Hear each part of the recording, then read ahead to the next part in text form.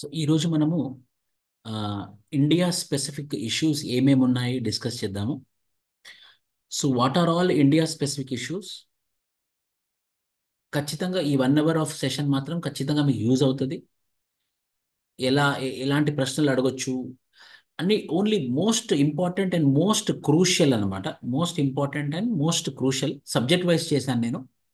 So subject వైజ్లో మీరు చూసినట్టయితే polity and గవర్నెన్స్లో ఏమేమి టాపిక్స్ జరిగాయి 2023, 2024, 2025 ఈ రోజు వరకు. నేను ఎప్పుడైనా కూడా 3 సంవత్సరాల కరెంట్ అఫైర్స్ డిస్కస్ చేస్తాను. So most important, at least you are going to get the topics which are very important. So 2024లో ఒక జడ్జిమెంట్ వచ్చింది. ఆ జడ్జిమెంట్ ఏంటంటే ఎలక్టోరల్ బాండ్ జడ్జిమెంట్. అసలు ఎలక్టోరల్ బాండ్ అంటే ఏంటి? ఎలక్టోరల్ బాండ్ అంటే ఏంటంటే ఇప్పుడు నేనున్నాను అనుకోండి, నాకు పొలిటికల్ పార్టీ నచ్చింది అనుకోండి, నేను ఏం చేస్తానంటే ఒక 50,000 ఆ పొలిటికల్ పార్టీ మీద ఒక బాండ్ తీసి ఇస్తాను.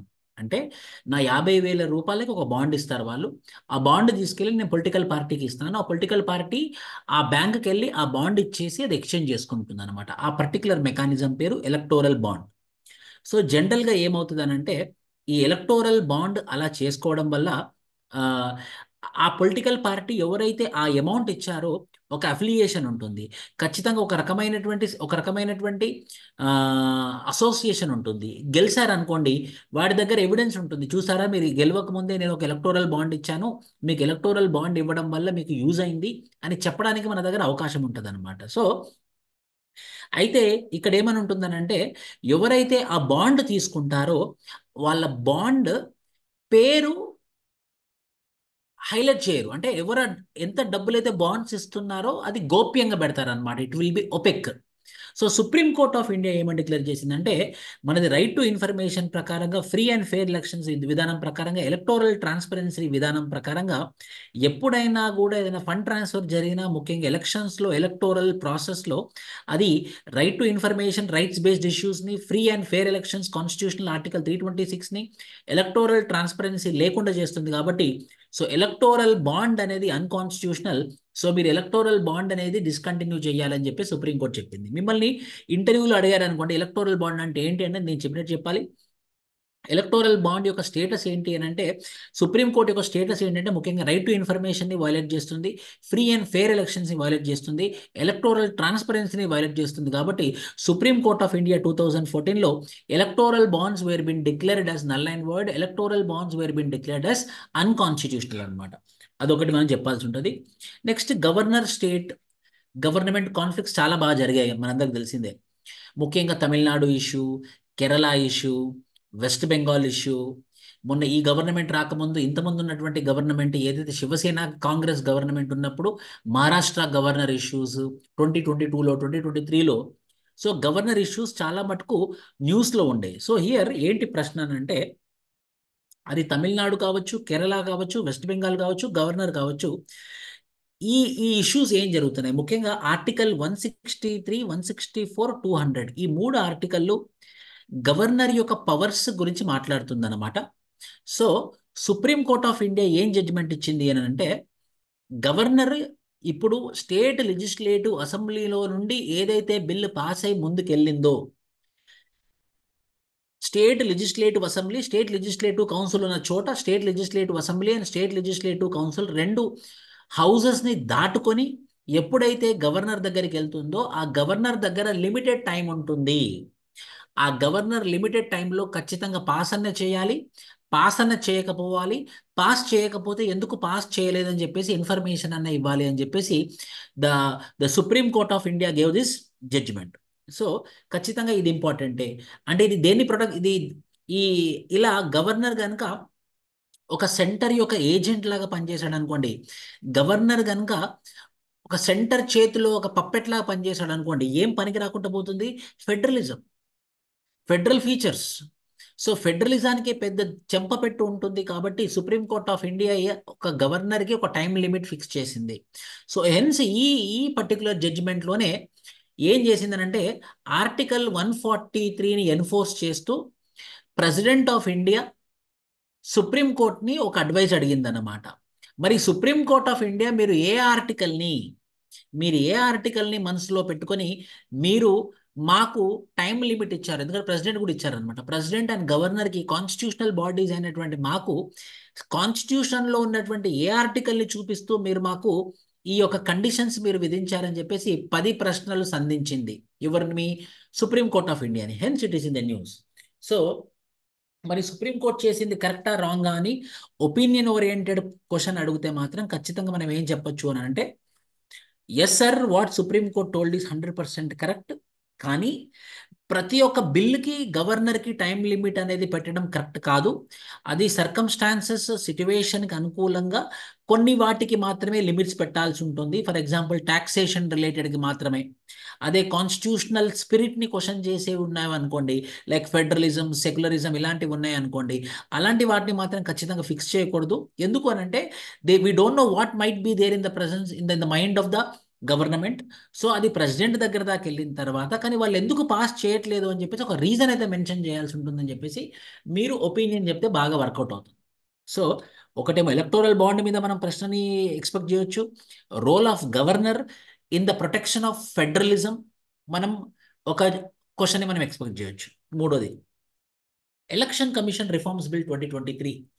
ఇది ఇది మీరు మీరు రేపు పొద్దున గ్రూప్ 1 ఆఫీసర్ అవుతే, మీరు ఒక డిప్యూటీ కలెక్టర్ అయినా సరే, మీరు ఏ పొజిషన్, ఎంపీడీఓ అయినా సరే, ఏ పొజిషన్లో ఉన్నా కూడా ఎలక్షన్స్ అప్పుడు మీ అందరికీ భయంకరమైనటువంటి పని ఉంటుంది. కాబట్టి ఎలక్షన్ కమిషన్లో జరుగుతున్నటువంటి ప్రతి ఒక్క రిఫార్మ్ మీకు లింక్ అయి ఉంటుంది.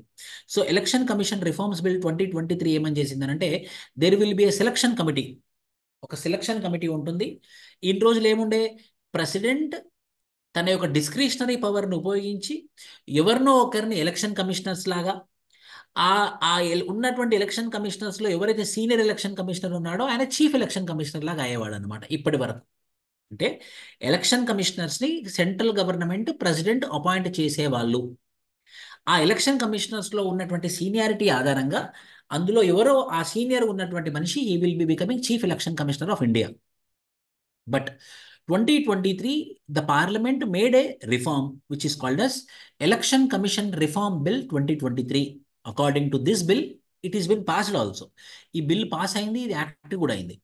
ఈ చట్టం ప్రకారం ఏంటంటే ఒక సెలక్షన్ కమిటీ ఉంటుంది. ఆ సెలక్షన్ కమిటీ ఎవరు కాన్స్టిట్యూట్ అవుతారు అని అంటే, prime minister, cabinet, not CM, cabinet minister, leader of opposition of largest political party.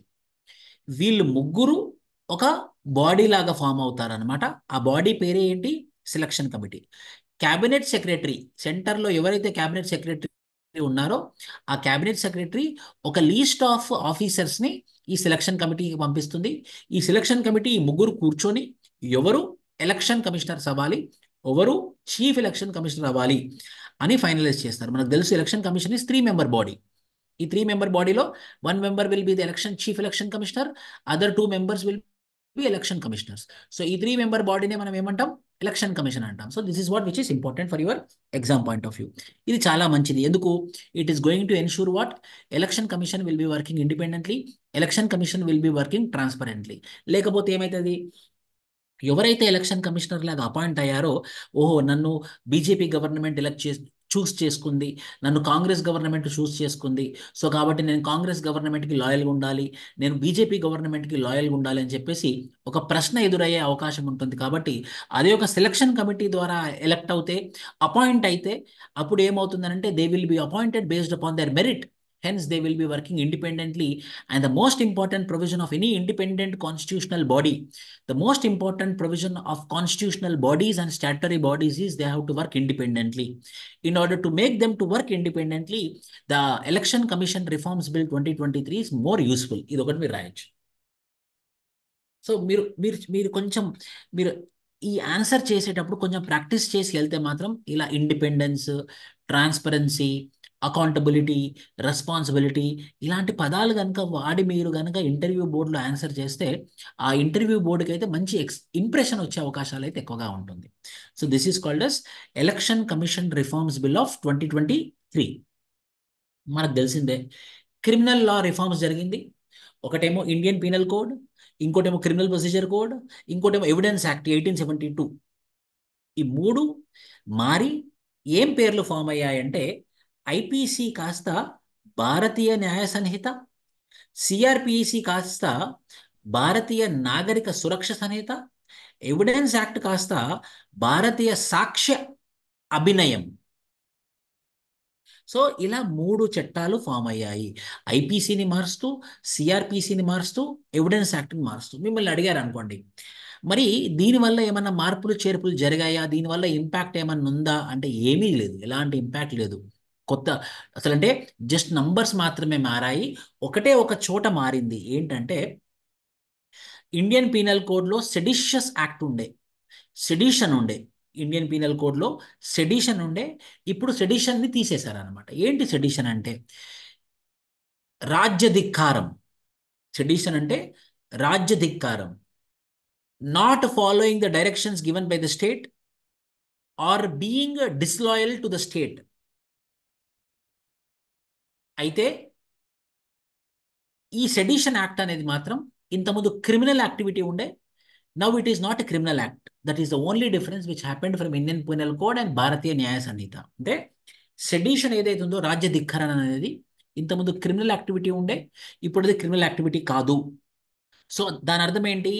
ఇన్ని రోజులు నేను స్టేట్ని అంటే గవర్నమెంట్ని తిట్టడానికి నాకు ఒక భయం ఉండే. ఎందుకు? నా మీద సెడిషన్ యాక్ట్ విధిస్తారేమోనని చెప్పేసి. ఇప్పుడు అలాంటి భయం లేదు. ఎందుకు అంటే భారతీయ న్యాయ సంహితలో సెడిషన్ అనేదాన్ని తీసేశారు. So every citizen of the country is having the right to criticise, to have dissent. This is called as dissent. To have dissent for the government of the day, for the state. So that is a very good provision in Bharatiya Nyaya Sanhita. ఇది ఒక major difference అనమాట. ఇది కాకుండా capital punishment continue చేశారు. ఏవేవైతే అన్ని punishments ఉన్నాయో అవన్నీ యాజ్ ఇట్ ఈస్గా కంటిన్యూ చేశారు, ఒక సెడిషన్ తప్పించి. నెక్స్ట్ డిజిటల్, కొంచెం టఫ్ క్వశ్చన్.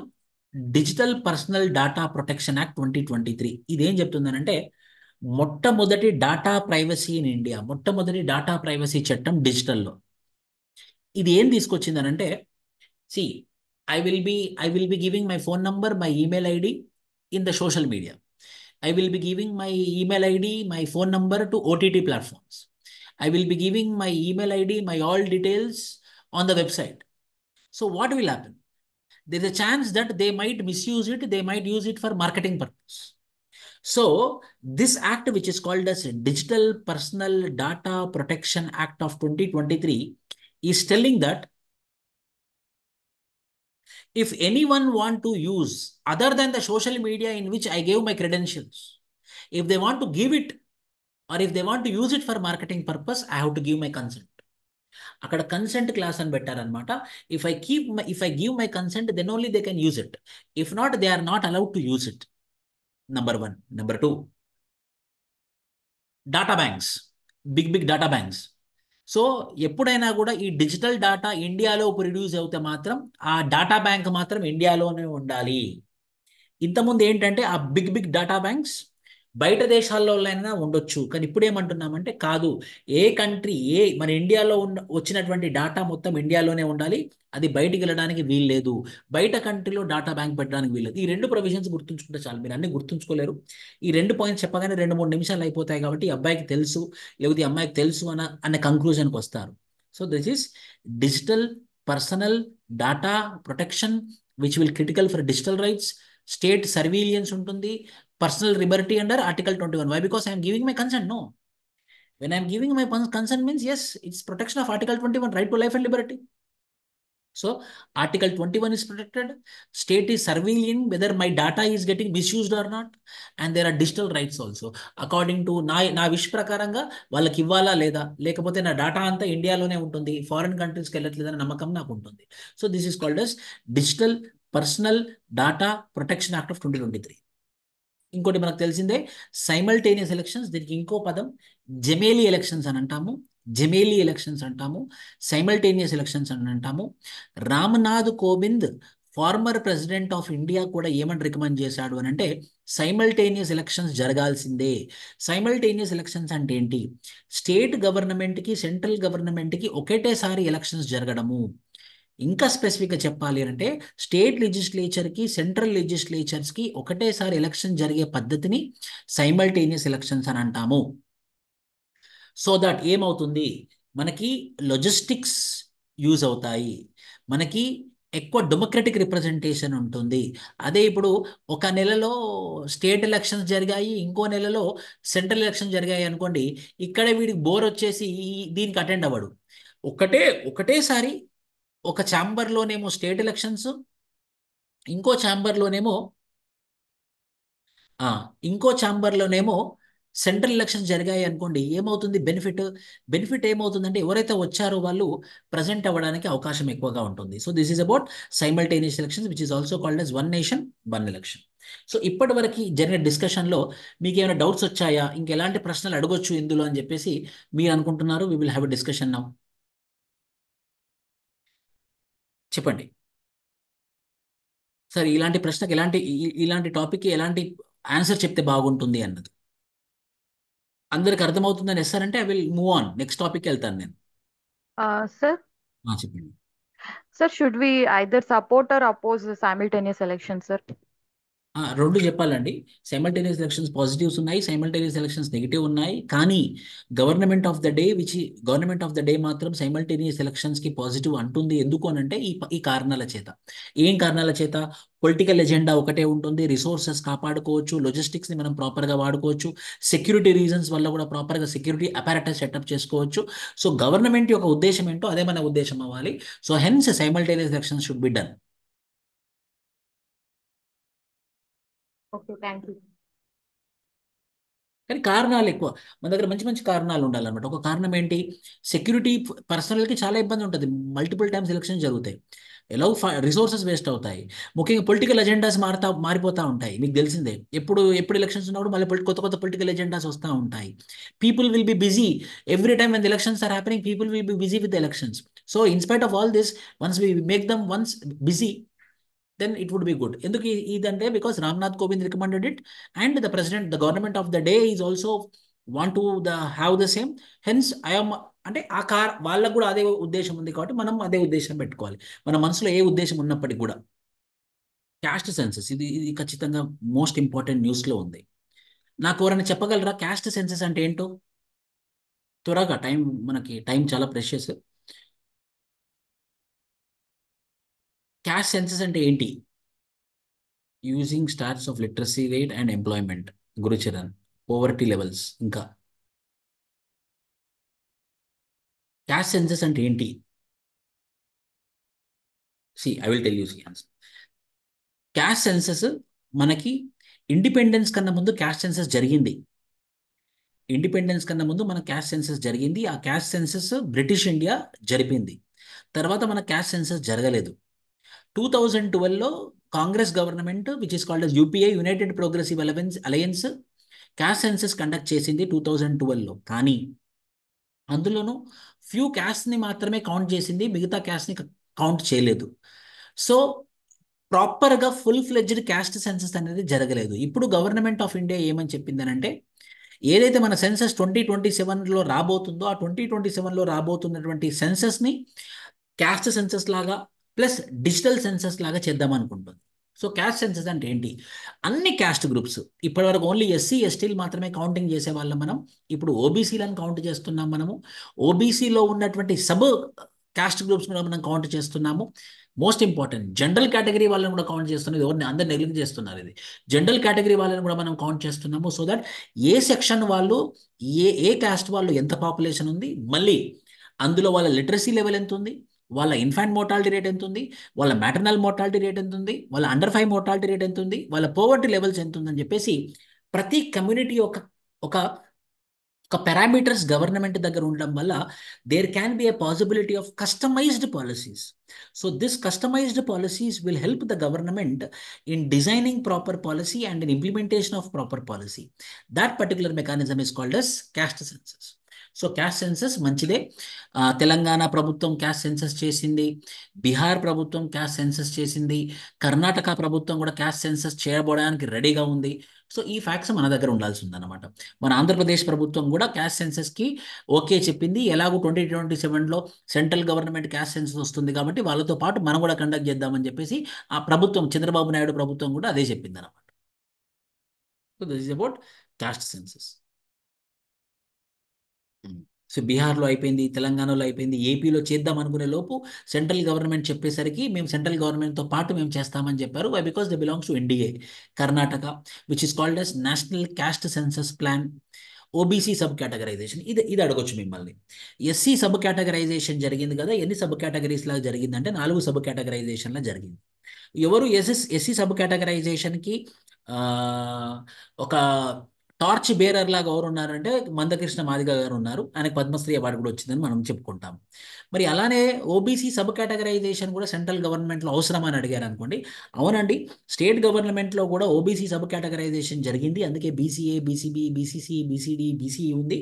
అదేవిధంగా సబ్ కేటగరైజేషన్ జరిగితే మాత్రం ఖచ్చితంగా ఎవరైతే టార్గెటెడ్ పాపులేషన్కి బెనిఫిట్స్ రాలేదో అలా టార్గెటెడ్ పాపులేషన్స్కి బెనిఫిట్ వచ్చే అవకాశాలు ఎక్కువగా ఉంటాయి. కాబట్టి ఓబీసీ సబ్ కేటగరైజేషన్ని కూడా మనం ప్రమోట్ చేయాలి. In future if there is any possibility for ST sub categorisation, it is also should be promoted. Why because only few communities like, పేరు వాడొద్దు మనం, ఫ్యూ కమ్యూనిటీస్ మాత్రం వాడుతున్నారు రిజర్వేషన్స్ని. కొన్ని కమ్యూనిటీస్ మొత్తంగా లాభం రావట్లేదు. కాబట్టి మనం ST sub categorisation, OBC sub categorisation similar to SC sub categorisation will be promoted అని చెప్పాల్సి ఉంటుంది. Most important, national Uttarakhand enacted uniform civil code. అందరికన్నా ముందు యూనిఫామ్ సివిల్ కోడ్ ఎనాక్ట్ చేసింది గోవా. రెండోది ఎవరు అంటే మొన్న ఉత్తరాఖండ్. అయితే గోవా మాత్రం full fledged uniform civil code, కొన్ని ఎక్సెప్షన్స్ ఇచ్చిందన్నమాట. కానీ ఉత్తరాఖండ్ మాత్రం బ్లాంకెట్గా మొత్తం యూనిఫామ్ సివిల్ కోడ్ చేసేసింది. మరి ఇప్పుడు మనం యూనిఫామ్ సివిల్ కోడ్తో ముందుకెళ్ళాలా, యూనిఫామ్ సివిల్ కోడ్తో ముందుకెళ్ళకూడదా అనే ప్రశ్న ఎదురైంది అనుకోండి. ఒకటే ఆన్సర్ చెప్పాలి మీరు. The constitution of India under part 4 of the constitution, under article 44 of the constitution, we envisaged for uniform civil code. ఏదైతే కాన్స్టిట్యూషన్లో పొందపరిచారు కాబట్టి ఖచ్చితంగా యూనిఫామ్ సివిల్ కోడ్ ఉండాల్సిందే, ఉంటే మంచిది. కానీ ఇక్కడ ముఖ్యంగా మైనారిటీ కమ్యూనిటీస్ కన్నా ట్రైబల్ కమ్యూనిటీస్కి ఇంపాక్ట్ ఎక్కువ జరిగే అవకాశం ఉంటుంది. వాళ్ళకంటూ వాళ్ళ కల్చర్ ఉంటుంది, వాళ్ళకంటూ వాళ్ళ కస్టమ్స్, వాళ్ళ ట్రెడిషన్స్ ఉంటాయి. అవన్నీ మానేసి మీరు ఒకటే సిస్టమ్ని ఫాలో అవ్వాలి అంటే మాత్రం ఖచ్చితంగా ట్రైబల్ కమ్యూనిటీస్కి ఇబ్బంది ఉంటుంది. కాబట్టి there is a need for lot of consensus, there is a need for lot of deliberations. చాలా డెలిబరేషన్స్ జరిగి అందరి కమ్యూనిటీ పీపుల్ యొక్క అప్రూవల్ తీసుకున్న తర్వాతనే యూనిఫామ్ సివిల్ కోడ్ ముందుకెళ్లాల్సిన అవసరం ఎంతైనా ఉంది. కానీ అయినప్పటికీ కూడా uniform civil code is the required, it is the need of the hour అని చెప్పేసి మీరు చెప్పాలి. Jammu and Kashmir post article 370 supreme court కూడా అప్పీల్ చేసింది. Article 370 abrogation of article 370. ఇప్పుడు ఏమైంది, వాళ్ళు యూనియన్ టెరిటరీలా ఉన్నారు కాబట్టి వాళ్ళు స్టేట్ హుడ్ డిమాండ్ అడుగుతున్నారు. మాకు కూడా ఇంతకుముందు ఎలాగో మేము స్టేట్లా ఉన్నాం కాబట్టి కనీసం మాకు స్టేట్ ఇవ్వండి అని అంటున్నారు. మిమ్మల్ని ఒపీనియన్ అడిగారు అనుకోండి, ఎందుకంటే ఆపరేషన్ సింధూర్ వార్ జరిగింది, జమ్మూ అండ్ కాశ్మీర్ కరెంట్ అఫైర్లో ఉంది, పెహల్గామ్ ఇన్సిడెంట్ అయింది. కాబట్టి మీరు ఇవన్నీ గుర్తుంచుకొని జమ్మూ అండ్ కాశ్మీర్ గురించి చదివితే బెటర్. సో మరి Jammu and Kashmir union territory continue చేయాలా, స్టేట్ హుడ్లా కంటిన్యూ చేయాలి అని అంటే సెంట్రల్ గవర్నమెంట్ మొత్తం సెక్యూరిటీ చెకప్ చేసుకొని సెక్యూరిటీ అంత స్ట్రాంగ్గా ఉందని కన్ఫర్మేషన్కి వచ్చిన తర్వాత ఎప్పటికైనా కూడా జమ్మూ అండ్ కాశ్మీర్కి స్టేట్ హుడ్ స్టేటస్ ఇస్తేనే బాగుంటుంది. Why because they should not work like the agent of central government, they should have their own autonomy. So in order to continue their autonomy which they were been enjoying before 2019, so now also there is a need for giving exclusive statehood for Jammu and Kashmir with few precautions అని చెప్పాల్సిన అవసరం ఉంటుంది. Ayodhya judgement మీకు తెలిసిందే, religion, dignity, secularism. ఎందుకంటే supreme court జడ్జిమెంట్ని base చేసుకొని form అయింది కాబట్టి ఎప్పుడు కూడా మీరు అయోధ్య జడ్జిమెంట్ అయోధ్యకి అగేన్స్ట్ చెప్పకూడదు. అది ఏదైనా ఒకటే రిలీజియన్ సపోర్ట్ చేస్తుందన్నా కూడా మనము అనకూడదు. ఎందుకు అని అంటే సుప్రీంకోర్టు జడ్జిమెంట్ ఇచ్చింది కాబట్టి. కొలీజియం సిస్టమ్ ఎప్పటికీ ఇది న్యూస్లో ఉంది. Collegium system versus judicial appointments debate ఏంటి, ఇప్పుడు జరుగుతున్నటువంటి అపాయింట్మెంట్స్ ఏంటి, అది మెమరాండమ్ ఆఫ్ అండర్స్టాండింగ్. దాన్ని ఏమంటామంటే MoU, A memorandum of understanding అనే ఒక క్లాస్తోని అపాయింట్మెంట్స్ అనేది జరుగుతుంది. కానీ ఇంకో చట్టం వచ్చి ఒక కాన్స్టిట్యూషనల్ అమెండ్మెంట్ యాక్ట్ కూడా జరిగింది, దాని పేరు 124 కాన్స్టిట్యూషనల్ అమెండ్మెంట్ బిల్ కూడా పాస్ అయి అది నేషనల్ జ్యుడిషియల్ అపాయింట్మెంట్స్ కమిషన్ లా కూడా కాన్స్టిట్యూట్ అయింది. అయినప్పటికి కూడా సుప్రీంకోర్ట్ ఆఫ్ ఇండియా ఏమందంటే ఇందులో ప్రైమ్ మినిస్టర్ ఉన్నాడు కాబట్టి ఇది పొలిటిసైజేషన్ అయిపోయింది, కాబట్టి national judicial appointments commission independence compromise అయింది కాబట్టి it is null and void అని చెప్పేసి కాన్సిల్ చేసింది. సో మిమ్మల్ని అడిగారు అనుకోండి, దీని గురించి అడిగారు అనుకోండి, మీ ఒపీనియన్ ఏంటంటే ఖచ్చితంగా ఎగ్జిక్యూటివ్ బాడీ ఎప్పుడైనా కూడా జ్యుడిషియల్ అపాయింట్మెంట్స్లో ఉండకూడదు. ఎందుకనంటే directive principles of state policy చెప్తుంది executive should be separated from judiciary. It is there in the directive principles of state policy. But in NJAC the prime minister was part and parcel of NJAC body. Hence, there is a chance of politicization. Hence, there is a chance of compromising the independence of highest judiciary in the country, which is called the Supreme Court of India. Hence, we need to have the bodies like NJAC, but it should be 100% independent body. There is a need for a merit-oriented appointments. There is a need for a transparent-oriented appointments. There is a need for rule-oriented appointments అని చెప్పేసి మీరు చెప్పాలి. So NJAC ఎప్పటికైనా కూడా మంచిదే. NJAC ఎప్పటికైనా కూడా మంచిదే. సో ఎంతవరకు మంచిది అన్నదానికి మాత్రం మనం ఆ ఇండిపెండెన్స్ని కాపాడేంత వరకు అది ఇంపార్టెంట్ అని చెప్పేసి మీరు ఆన్సర్ చెప్పాలి. నెక్స్ట్, మొన్న మనకు తెలుసు ఒక ఢిల్లీ హైకోర్ట్ జడ్జ్ అవుట్ హౌస్లో కుప్పలుగా డబ్బులు దొరికాయి. అప్పుడు ఒక కమిటీ వేశారు. ఆ కమిటీ పేరు justice Yashwant Varma single member committee వేస్తే ఆయన ప్రూవ్ చేశాడు, అవును వాళ్ళ అవుట్ హౌస్లో చాలా కరెన్సీ నోట్లు దొరికాయని చెప్పేసి కన్ఫర్మ్ చేశారు. ఇప్పుడు మాన్సూన్ సెషన్లో ఈ జడ్జి మీద ఇన్ హౌస్ ఎంక్వైరీ జస్టిస్ ఆ పర్టికులర్ జడ్జి మీద ఎవరైతే దొరికారో ఆ పర్టికులర్ జడ్జి మీద ఇంపీచ్మెంట్ ప్రొసీజర్కి వెళ్తుందన్నమాట Lok Sabha. So hence it is in the news. Impeachment procedure అంటే ఏంటి ఒకసారి మీరు చూసుకోవాల్సి ఉంటుంది, ఎందుకంటే ఆ జడ్జి ఇప్పుడు ఇంపీచ్మెంట్కి లోన్ అవుతున్నాడు కాబట్టి. మనకి no deputy speaker in Lok Sabha since 2019. As soon as maybe impacts legislative accountability and floor test. No deputy speaker. చాలా టైం వరకు మనకు డిప్యూటీ స్పీకర్ లేడు. ఎందుకో చెప్పండి, ఎవరైనా ఒకరు చెప్పండి, డిప్యూటీ స్పీకర్ ఎందుకు లేరో చెప్పండి. అపోజిషన్ నుంచి అపాయింట్ చేయాలి. బై డిఫాల్ట్ అపోజిషన్ మెంబరే డిప్యూటీ స్పీకర్ లాగా, అది కన్వెన్షన్, అదేం రూల్ ఆఫ్ లా కాదు, అదేమి బిజినెస్ ఆఫ్ కండక్ట్ రూల్స్ కాదు, అది కాన్స్టిట్యూషన్లో లేదు, ఏం చట్టం కూడా లేదు. జస్ట్ కన్వెన్షన్ లాగా ఏం ఫాలో అవుతున్నామంటే మనము అపోజిషన్ మెంబర్ని డిప్యూటీ స్పీకర్లా పెడుతున్నాం. సో 2019 నుంచి ఇప్పటి వరకు కూడా డిప్యూటీ స్పీకర్ని మనం పెట్టదలుచుకోలేదు, ఎందుకంటే అపోజిషన్ మెంబర్ అవుతాడని చెప్పేసి. కానీ ఇప్పుడు నెక్స్ట్ కాంగ్రెస్కి వచ్చింది అనుకోండి, అదే కంటిన్యూ చేస్తుంది. సో అది మళ్ళీ ఇది ఇంకో కన్వెన్షన్లా మారుతుంది కాబట్టి ఖచ్చితంగా as soon as possible there is a need for appointment of deputy speaker అని మాత్రం మీరు చెప్పాలి answer. Waqf amendment act most important. నాకు వాక్ఫ్ బోర్డు గురించి ఎవరు చెప్తారు? ఆ చట్టం ఏమని చెప్తుందో చెప్పండి అంతే నాకు. Waqf amendment act 2025.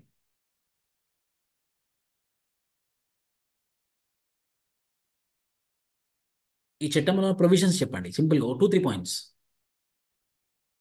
ఎవరో ఒకరు ఫాస్ట్గా ప్లీజ్.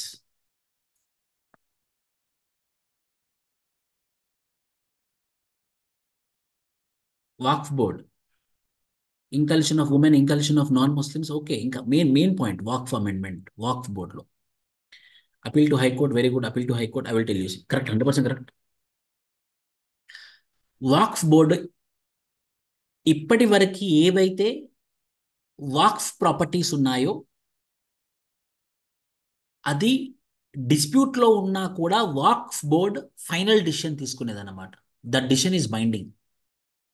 కానీ ఇప్పుడు వాక్ఫ్ బోర్డ్ ఏదైనా ప్రాపర్టీ క్లెయిమ్ చేస్తే ఆ క్లెయిమ్ చేసినటువంటి ప్రాపర్టీ డిస్ప్యూట్లో ఉంటే ఆ డిస్ప్యూట్ని డిస్ట్రిక్ట్ కలెక్టర్ సాల్వ్ చేయాలి. నెంబర్ 1. నెంబర్ 2, ఇన్ని రోజులు బై డిఫాల్ట్గా వాక్ఫ్ బోర్డ్ ఈ ప్రాపర్టీ నాది అంటే అన్క్వశ్చనబుల్గా వాళ్ళ కంట్రీలో వాళ్ళ వాళ్ళ వాళ్ళ వాళ్ళ కంట్రోల్లోకి పోయేది.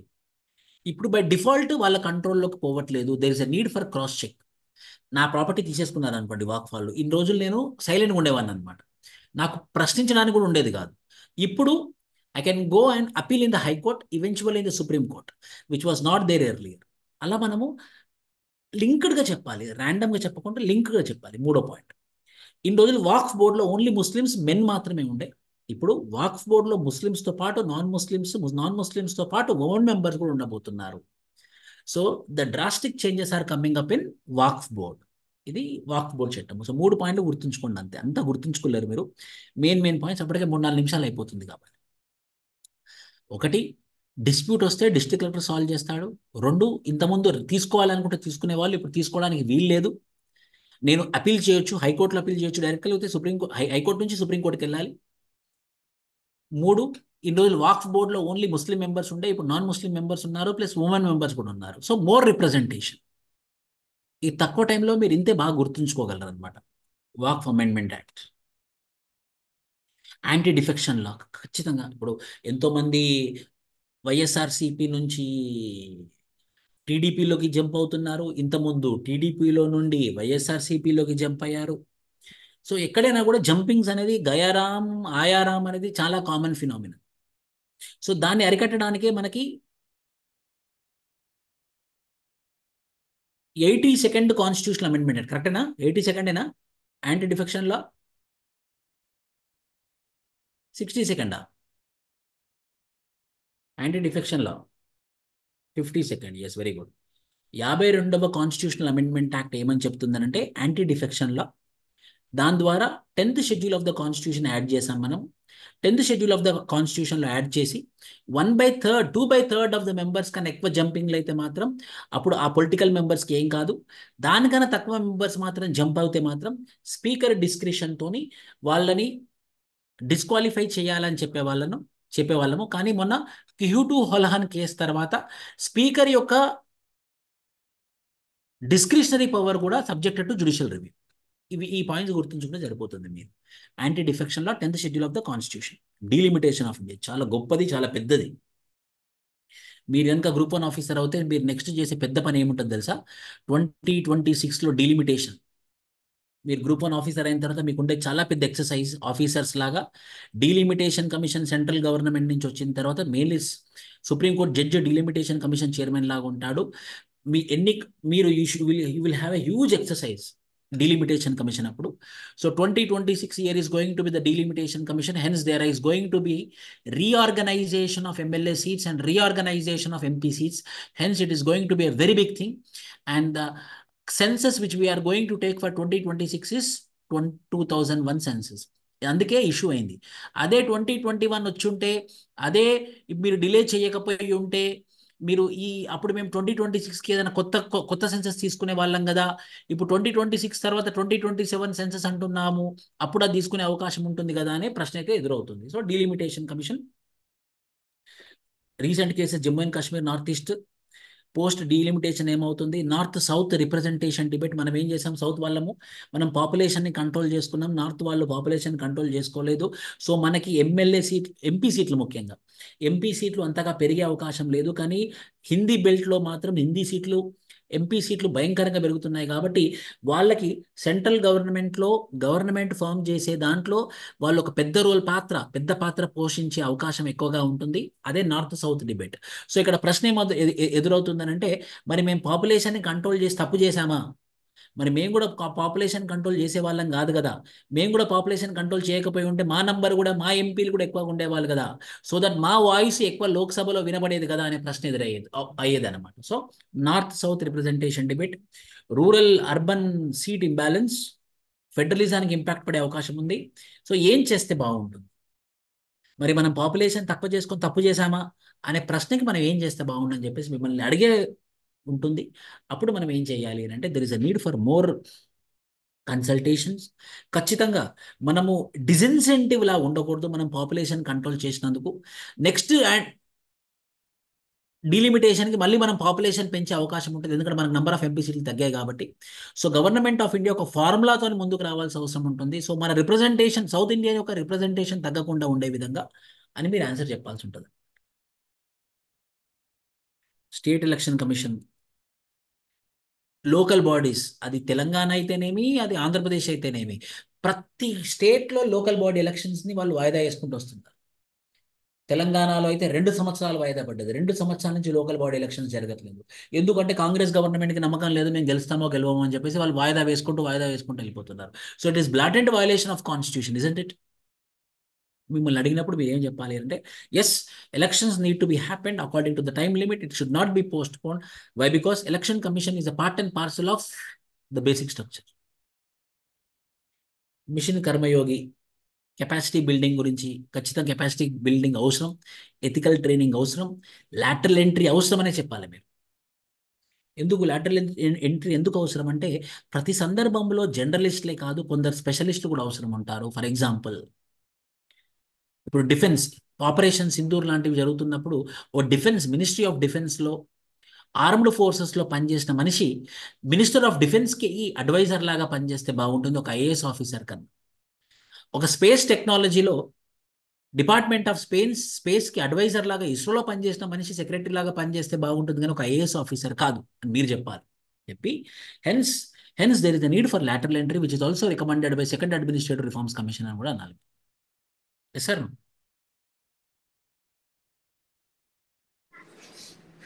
సార్ అలా చెప్పినప్పుడు చీఫ్ ఆఫ్ డిఫెన్స్ స్టాఫ్ ఉన్నారు కదా, అంటే కౌంటర్ వేస్తే ఏం చెప్పాలి? కాంట్రవర్షియల్ కదా, chief of defence staff is not advisory కదా. చీఫ్ ఆఫ్ డిఫెన్స్ స్టాఫ్ ఏంటంటే ఎప్పుడైనా ఎమర్జెన్సీ సిట్యువేషన్లో చీఫ్ ఆఫ్ డిఫెన్స్ వీళ్ళందరూ ఈ ఈ మూడు ఆర్మ్డ్ ఫోర్సెస్ కలిపి ఆ చీఫ్ ఆఫ్ డిఫెన్స్ ఈ ముగ్గురు దగ్గర ఇన్పుట్స్ తీసుకొని ప్రైమ్ మినిస్టర్ ఆఫీస్కి వాళ్ళు రిపోర్ట్ సబ్మిట్ చేస్తారు. కానీ ఎక్స్క్లూజివ్ అడ్వైజర్స్ అంటే ఏంటి, స్పెసిఫిక్ ఇష్యూ మీద. ఫర్ ఎగ్జాంపుల్ ఇప్పుడు మనము బ్రహ్మోస్ కొనాలా వద్దా, ఇలాంటి ఇష్యూస్ మీద మనకి ఒక డిఫెన్స్లో పనిచేసినటువంటి మనిషి మన పక్కన ఎప్పుడు ఉంటే బెస్ట్ కదా. అర్థమైంది సార్.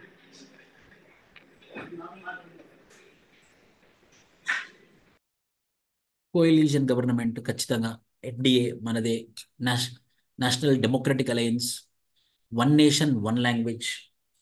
అంటే వన్ నేషన్ వన్ లాంగ్వేజ్ అనేది ఇది ఇది కొంచెం డిబేటబులే, కానీ Amit Shah is telling that everyone should learn Hindi language. So whether we are going for one nation one election, one nation one language అని అంటే మాత్రం ఖచ్చితంగా no sir, 100% no. India is known for its unity and diversity. We are known for our linguistic diversity. We are popular for linguistic diversity. ఇలా చెప్పాలి మనం, చెప్తే ఎదుటి వాళ్ళకి సబ్జెక్ట్ కంటెంట్ ఉందనుకుంటారు. So hence we never in our history never promoted unilateral language, we promoted multilateral language. So hence we have a national language, but anyhow we also have official languages, we also have state languages, we also have constitutionally recognized languages. Hence one language is not going to dominate India in any way, in any point of time అని చెప్పాలి. Article 142 of the Indian constitution, ఇది న్యూస్లో బాగా ఉంది. ఏంటి చెప్పండి article 142 of the constitution? Sir main while ఒక doubt అడగచ్చు సార్. ఇది క్యాస్ట్ సెన్సస్ మాట్లాడాం కదా, క్యాస్ట్ సెన్సస్ మాట్లాడినప్పుడు వాళ్ళు counter question, for example above 50% కనుక ఓబీసీ ఉన్నట్టయితే తమిళనాడు లాగా మళ్ళీ మనకి డిమాండ్స్ వస్తే ఏం చేయాలి? Will it not be against supreme court order అని చెప్పొచ్చు కదా. దానికి జవాబు ఏంటంటే, సో రాదర్ దాన్ ఎప్పుడైనా కూడా రిజర్వేషన్స్ ఇవ్వడంలో ఎలాంటి జంకు ఉండకూడదు. ఎందుకనంటే రిజర్వేషన్ అనేది సోషల్ బ్యాక్వర్డ్నెస్, ఎకనామికల్ బ్యాక్వర్డ్నెస్ అనే క్రైటీరియా మీద ఇస్తాం, పాపులేషన్ క్రైటీరియా మీద ఇవ్వం. First point. సో ఎంత పాపులేషన్ ఉంటే అంత రిప్రజెంటేషన్ కరెక్టే. దానికన్నా ఎక్కువ ఇంపార్టెన్స్ ఏంటంటే సోషల్ బ్యాక్వర్డ్నెస్, ఎకనామికల్ బ్యాక్వర్డ్నెస్. ఆ పాపులేషన్లో ఎవరైనా సరే సోషల్లీ అండ్ ఎకనామికల్లీ బ్యాక్వర్డ్ అని తెలిస్తే మాత్రం 100% పాపులర్ డిమాండ్, ఎప్పుడైనా కూడా ప్రజల డిమాండ్ని మనం తొక్కి పెట్టలేము. ప్రజల డిమాండ్ వస్తే ఖచ్చితంగా we have to bend for it అని మనం చెప్పాల్సి ఉంటుంది అనమాట. అంటే ఓపెన్గా మాట్లాడాలి మనం, ఓపెన్గా. సార్ పాపులేషన్ రిప్రజెంటేషన్ ఉండాలి, కానీ పాపులేషన్ రిప్రజెంటేషన్ కన్నా ఇంపార్టెంట్ ఏంటి? Social backwardness and economical backwardness కదా. అవును sir, social backwardness and population criteria కూడా మ్యాచ్ అవుతాయి లైక్ ఇన్ తమిళనాడు. దానికి జవాబు ఏంటంటే ఖచ్చితంగా అలాంటి క్రైటీరియాస్ ఉంటే రిజర్వేషన్స్ ఇవ్వడానికి గవర్నమెంట్ ఎప్పుడు కూడా వెనకాడుకు వేయకూడదు, వేయలేదు కూడా. ఎందుకనంటే మనం రిజర్వేషన్స్ ఇచ్చేది వాళ్ళ వెల్ఫేర్ కోసం, మనం రిజర్వేషన్ ఇచ్చేది వాళ్ళ ప్రోగ్రెసివ్ కోసం. వాళ్ళకి రిజర్వేషన్స్ ఇవ్వడం వల్ల వాళ్ళు ఎదుగుతారు అన్నప్పుడు గవర్నమెంట్ ఖచ్చితంగా జంకకూడదు అని చెప్పాలి. ఓకే సార్, దీనికి ఫాలో అప్ క్వశ్చన్ లాగా, సరే రిజర్వేషన్స్ ఇస్తున్నాం, but based on the constitution there is a time limit for reservations, but politicians are continuously increasing this time limit. So what is your stand ante? ఖచ్చితంగా reservations అనేది historical backwardness మీద మనం reservations ఇచ్చాము. అంబేద్కర్ గారు 10 ఇయర్స్లోనే equality వస్తుంది అనుకున్నాము, equality రాలేదు. దానికి ఓకే. జవాబు ఏంటి? ఎస్సీ ఎస్టీ లిటరసీ రేట్ తీసుకున్నా సరే, SC ST infant mortality rate, maternal mortality rate తీసుకున్నా అది నేషనల్ యావరేజ్ కన్నా తక్కువగా ఉంది. ఎప్పుడైతే SC ST literacy rate, SC ST IMR MMR ఎప్పుడైతే నేషనల్ యావరేజ్కి సమానంగా మారుతుందో ఖచ్చితంగా ప్రభుత్వం అనేది ఖచ్చితంగా రిఫార్మ్స్ తీసుకొని రిజర్వేషన్ ఆపే అవకాశాలు ఎక్కువగా ఉన్నాయి అన్నారు. Okay sir. సో సో అంటే నెక్స్ట్ ఫాలో అప్ క్వశ్చన్ ఒకవేళ ఇలా వస్తే, so are you saying reservations are not doing what they are suppose to do in this past 75 years? Then so what what is are the changes will you suggest? I will. The answer is, sir, social development, economical development cannot happen within. అంటే వాళ్ళని అనకొద్దు, sir, with due respect. Sir, with due respect, sir, social development, economical development are very sensitive issues, which cannot measure within 1 decade or 2 decades. It takes time, sir. So there is a need to give time. Sir ఇలా చెప్పొచ్చా, centuries long issues రిజల్యూషన్కి may take decades of time? అంటే ఆన్సర్లో రాయొచ్చు, మనుషులతో చెప్పలేము. చెప్పకూడదు. Okay. Okay sir. ఏ సహజం. వాళ్ళని చెప్తారా ఏ టాపిక్ మీద ఉంది డిస్కషన్ ఇప్పుడు? 142. 142, ఎస్. సోనీ ఎనీవన్? కంప్లీట్ జస్టిస్ అంటే ఎప్పుడైనా కూడా ఒక గ్రేవ్ ఇంజస్టిస్ జరిగింది ఒక జడ్జిమెంట్ ద్వారా అనే ఇన్ఫర్మేషన్ వచ్చినప్పుడు మాత్రం మళ్ళీ ఆర్టికల్ 142ని మళ్ళీ తీసి ఆ యొక్క కేసుని మళ్ళీ రివ్యూ చేసే అధికారం మాత్రం సుప్రీం కోర్ట్ ఆఫ్ ఇండియాకు ఉంటుంది and article 142 of the constitution అని చెప్పొచ్చు. నెక్స్ట్, వికసిత్ భారత్. ఇప్పుడు మీ దృష్టిలో కొంచెం మీరు ఫాస్ట్గా ఆన్సర్ చెప్తే బాగుంటుంది. ఆ, వికసిత్ భారత్ అంటే ఏంటి మీ దృష్టిలో? అంటే ఏంటి జాసియా?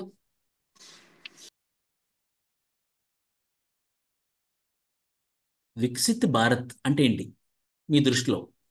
So I think it should include inclusive development where all the sections of the society should be benefited from the economic development of India.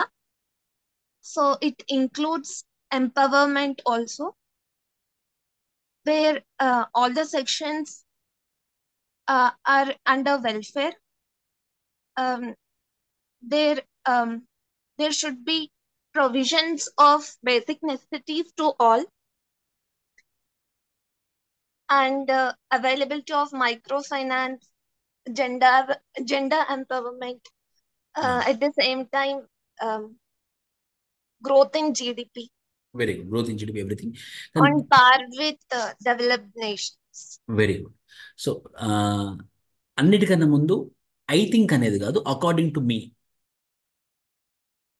So మనం ఇంటర్వ్యూలో ఏంటంటే మనం ఆ, అంటే నేను మీ ఒపీనియన్ అడిగాను. నేను డైరెక్ట్ ఒపీనియన్ అంటే నువ్వు థింక్ చేయకూడదు, నువ్వు ఇది నా ప్రకారంగా అకార్డింగ్ టు మీ. సో నా ప్రకారంగా ఇంక్లూజివ్ డెవలప్మెంట్, నా ప్రకారంగా పెర్ క్యాపిటల్ ఇన్కమ్, నా ప్రకారంగా హ్యూమన్ డెవలప్మెంట్, నా ప్రకారంగా జెండర్ ఈక్వాలిటీ, నా ప్రకారంగా ఉమెన్ ఎంపవర్మెంట్, నా ప్రకారంగా 100% లిటరసీ రేట్, నా ప్రకారంగా 0 IMR అండ్ 0 MMR, నా ప్రకారంగా ప్రోగ్రెసివ్ నేషన్, నా ప్రకారంగా డిఫెన్స్ స్ట్రాంగ్. సో ఎప్పుడైతే ఇన్ని విభాగాలలో మన భారతదేశం ముందుంటుందో, when our country is going to be forefront in all the dimensions, then I believe that we are Viksit Bharat అని కొంచెం కాన్ఫిడెంట్గా చెప్తే బాగుంది. Agriculture development also very good. So that we are going to target by which year 100 years of independence.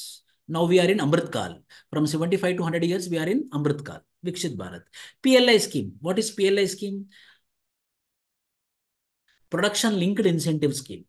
అది ఏ ఫీల్డ్లో ఉంది? Production linked incentive scheme electronic ఫీల్డ్స్లో ఉంది, ఫార్మా ఫీల్డ్స్లో ఉంది, సోలార్ ఫీల్డ్స్లో ఉంది, and agriculture processing, food processing ఇండస్ట్రీలో కూడా అగ్రికల్చర్ గూడ్స్ని ఈ FPIకి పంపించిన దాంట్లో కూడా PLI స్కీమ్స్ ఉందన్న. ప్రొడక్షన్ లింక్డ్ ఇన్సెంటివ్ స్కీమ్ చాలా సక్సెస్ఫుల్గా పనిచేస్తుంది. ఇది డిజిటల్ ఎకానమీ, ఈ రూపీ వచ్చింది, UPI వచ్చింది, వన్ నేషన్ డిజిటల్ కరెన్సీ వచ్చింది, ONDC అంటే వన్ నేషన్ డిజిటల్ కరెన్సీ వచ్చింది, ఫైనాన్స్ టెక్నాలజీ రెగ్యులేషన్ ఎవరు చేస్తున్నారు అన్నది వస్తుంది, financial inclusion mainly Jan Dhan Yojana, jam Trinity, Jan Dhan Yojana, Aadhaar card, mobile number penetration which is called jam Trinity which is responsible for financial inclusion, rural banking which is called as bank సాతి, and credit regimes. We have priority sector lendings, we have Kisan credit cards, and we are increasing agriculture loans also. Agriculture credit has been increasing like anything.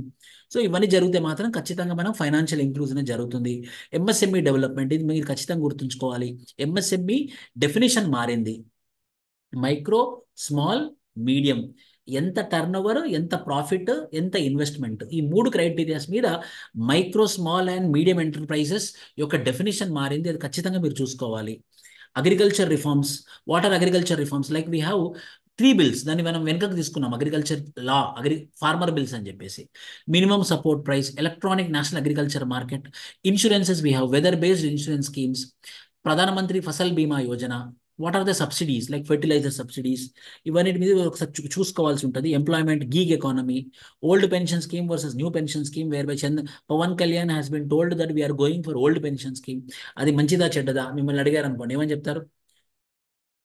ఉందా లేదా వాళ్ళ యొక్క అజెండాలో? అంటే new పెన్షన్ది 2004లో new pension scheme వచ్చింది కదా government ఎంప్లాయీస్కి. So old పెన్షన్స్కి మళ్ళీ వెళ్తామని అన్నారు. సో మీరు దాన్ని సపోర్ట్ చేస్తారా, సపోర్ట్ చేయరా చెప్పండి. సార్, ఓల్డ్ పెన్షన్ స్కీమ్ లో ఏంటంటే మొత్తం అమౌంట్ అన్నది గవర్నమెంటే బర్డెన్ భరిస్తుంది సార్, అంటే పెన్షన్ ఇవ్వడానికి. న్యూ పెన్షన్ స్కీమ్ కి వచ్చేటప్పటికి ఏంటంటే 60% ఎంప్లాయీ కంట్రిబ్యూట్ చేస్తారు, 40% మనకి ఎంప్లాయర్ కంట్రిబ్యూట్ చేస్తారు సార్. సో ఒక్కసారి 100 మెంబర్స్ ఒక పెన్షనర్స్ ఉంటే వాళ్ళకి ఈ అంటే పెన్షన్ ఇవ్వే బర్డెన్ తగ్గుతుంది సార్ గవర్నమెంట్ కి. సో ఆ మిగిలిన డబ్బుతో వాళ్ళు ఏదైనా క్యాపిటల్ ఎక్స్పెండిచర్ పెట్టడానికి ఉపయోగపడతారు sir. So old pension scheme కి వెళ్ళే కంటే నా ఒపీనియన్ లో న్యూ పెన్షన్ స్కీమ్ వెళ్ళడమే బెటర్ అని అనుకుంటున్నాను సార్. Very very good. ఎప్పుడైనా కూడా న్యూ పెన్షన్ స్కీమ్నే మనం అప్రిషియేట్ చేయాలి. International relations, India China border issues, line of actual control.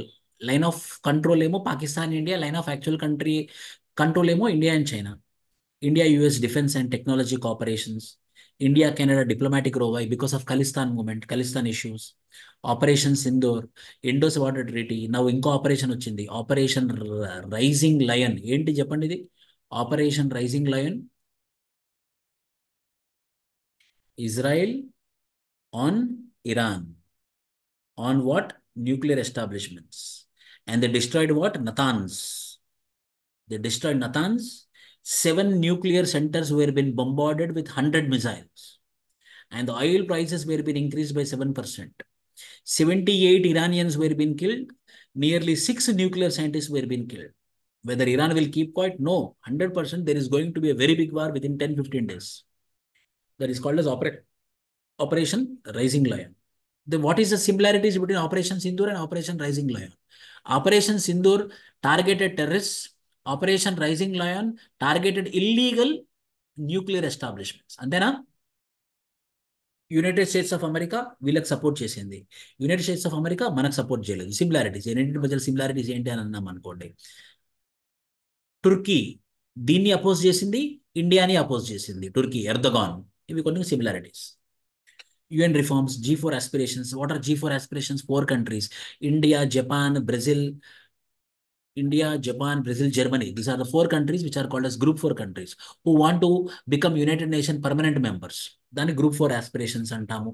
United Nations Security Council reforms. India పెద్ద aspiration తో ఉంది, మనం ఎప్పుడైనా కూడా UNSC లో పర్మనెంట్ మెంబర్ అవ్వాలని చెప్పేసి. బ్రిక్స్ ఎక్స్పాన్షన్, చాలా కంట్రీస్ బ్రిక్స్లో జాయిన్ అయింది. ఇండోనేషియా రీసెంట్గా. సో చాలా కంట్రీస్, ఈ కంట్రీస్ నేమ్స్ గుర్తుంచుకోవాలి.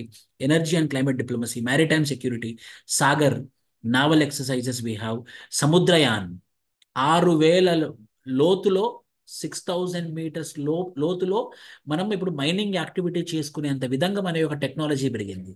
Samudrayaan. So science and technology related all topics you have to do. Green hydrogen mission, defense. నేను ఇవన్నీ మీకు పంపిస్తానండి, ఈ టాపిక్స్ అన్ని. ఓకే, నేను కంటెంట్ కూడా చేసి పంపిస్తాను. ఫస్ట్ అయితే టాపిక్స్ పంపిస్తాను, తర్వాత కంటెంట్ చేసి పంపిస్తాను, టు ద పాయింట్ ఉండేలాగా, పాయింట్ వైజ్. సో అది ప్రిపేర్ అవుతే సరిపోతుంది. మండే రోజు ఇదే విధంగా ఆంధ్రప్రదేశ్ స్పెసిఫిక్ ఇష్యూస్ అన్ని చేద్దాము. నేను గ్యారంటీగా చెప్తున్నాను, 90% of the questions, if they are asking from India and international, from these topics. You do properly. నేను చెప్పిన దాదాపు నేను చెప్పాను. కొన్ని అవి ఫ్యాక్చువల్ సైన్స్ అండ్ టెక్నాలజీ ఒకసారి మీరు చూసుకుంటే సరిపోతుంది. ఫర్ ఎగ్జాంపుల్ ఎగ్జామ్ 4 శుభాంశు శుక్ల ఎందుకు పదే పదే పదే ఎందుకు వాయిదా పడుతుంది, వాయిదా పడుతుందా లేదా? ఈ ఎగ్జామ్ 4 ఏదైతే వెళ్తున్నామో మనము, మన ఆస్ట్రోనాట్ అసలు వెళ్ళాల్సిన అవసరం ఏముంది? ఎన్నో ఆకలి చావులో ఉన్నప్పుడు మనం స్పేస్ మీద టెక్నాలజీ మీద మనం డబ్బులు పెట్టాల్సిన అవసరం ఉందా లేదా? So these all things you have to work on it. Thank you everyone, all the best. We will meet on Monday 3 p.m. to 4 p.m.